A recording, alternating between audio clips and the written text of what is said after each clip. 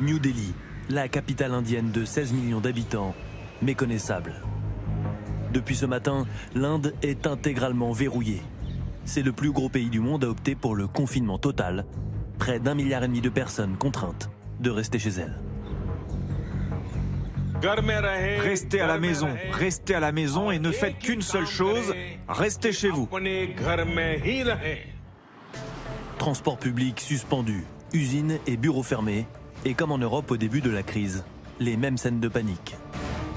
Dès l'annonce du Premier ministre indien, des milliers d'habitants se sont rués sur les magasins d'alimentation, redoutant une pénurie. Les gens paniquent. Au lieu d'acheter 2 kilos de nourriture, ils en prennent 20 kilos chacun. On essaye de les raisonner, mais personne ne nous écoute. Avec l'Inde, c'est désormais un tiers de l'humanité qui est confinée. 2,5 milliards de personnes dans plus de 40 pays à travers le monde. Ici, Buenos Aires, dépeuplé. Londres, vidé. Même les plages de Floride sont désertées. Aux États-Unis, le confinement se fait État par État. À New York, en Californie ou dans l'Illinois, environ 40% de la population américaine est confinée chez elle. Les stars d'Hollywood ne font pas exception.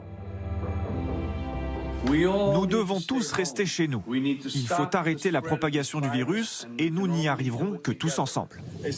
Je vois toujours des vidéos montrant des gens dehors, en terrasse, en train de profiter et de se réunir.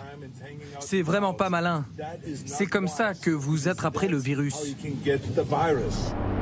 Mais au pays de Terminator, avec l'angoisse du confinement, on se rue sur les armes à feu.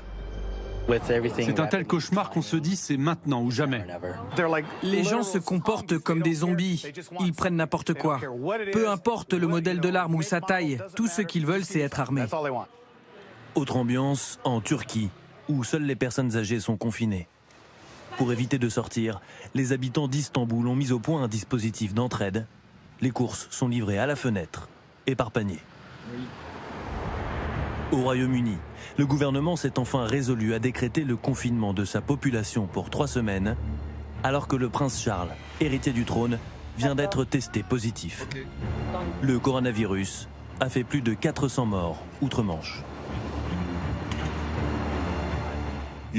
Si un ami vous propose de le voir, vous répondez non.